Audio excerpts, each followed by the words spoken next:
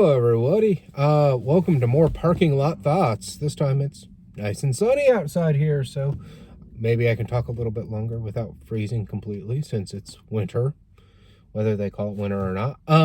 So lately, been pretty excited because 2 weeks ago, a week and a half ago, a reverse hyper showed up to the gym for us to work out with and play with, which is really awesome, and never had the chance to work with one of those before, but we're doing cool things at the gym here. Travis, the owner, is bringing in a lot of cool stuff for the powerlifter meathead community, which is really fun. You don't get a lot of that kind of stuff around here. I live in a town of 6,000 people, something like that.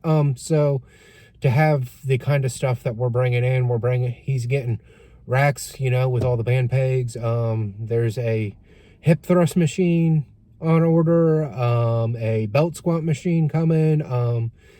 He just built some deadlift platforms, and the reverse hyper, which is the story of the day. So getting a lot of cool stuff to work with. So seeing as I've never used a reverse hyper before, I did what I usually do. I kind of looked around online and saw, how much should I load on this thing and how much should I do with it. Looked at what the West Side protocols were, kind of dug through kind of different things that Louis Simmons had said in the past about it, and then also what some of the Elite FTS articles had said. So, I get wading through all of that. It says, oh, well, you can use, something like 50% of your 1 rep max on your squat, for, sets of 10 to 12, on the reverse hyper. So, okay, I thought, cool.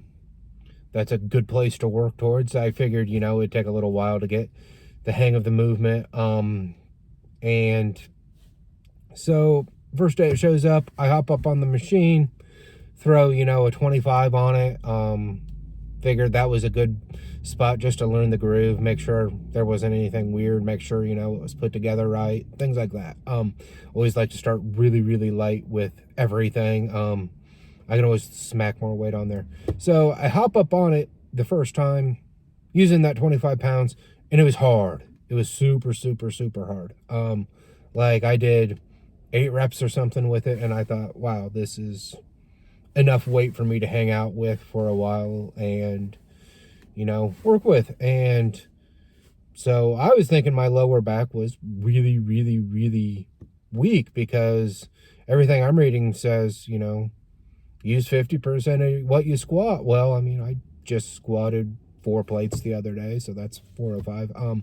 So even if I was like kind of not doing hot, I thought, well, 50% of 400s, 200, well, even if I'm really kind of weak, using what, 120, 130, not 25. So it made me think I had a pretty bad back weakness. So I thought, okay, I'll just keep working at it. Kind of actually excited me because anytime I get exposed with a major, major weakness like that on some exercise, I know that there's room for progress. So do a couple workouts with the reverse hyper with it, just the 25 pounds, just to start building some work capacity.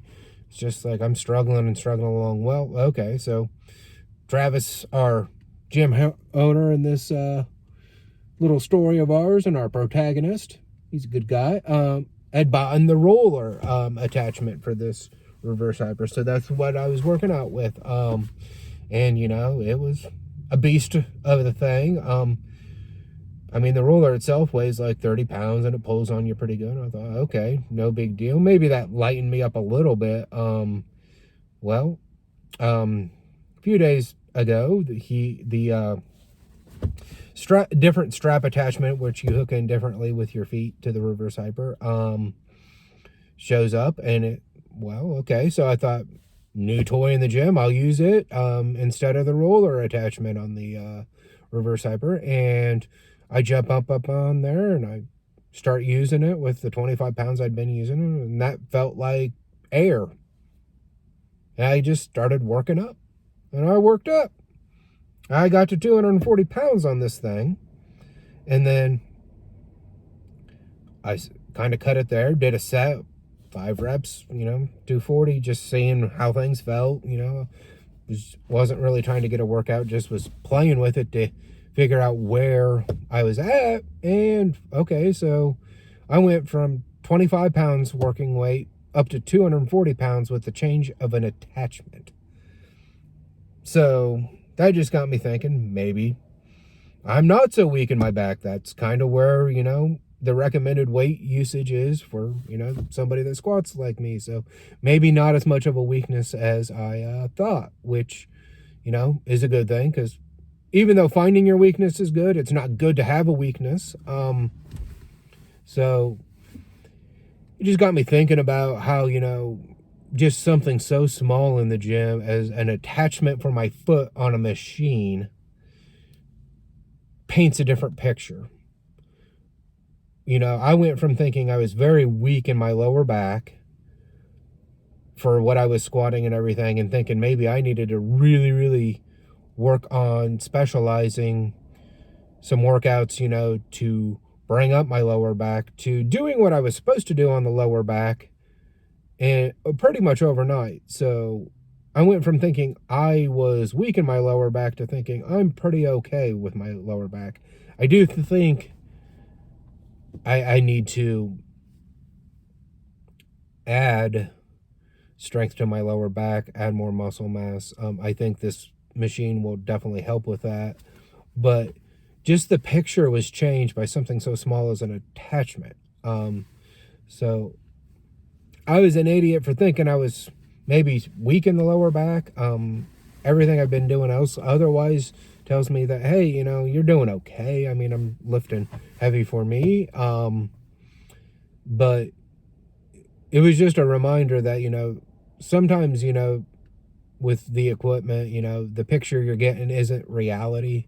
And I've dealt with that in the past. You work on something where the lever arm on this machine hasn't been greased in 40 years, and then they grease it, and all of a sudden you're doing twice as much as what you were doing.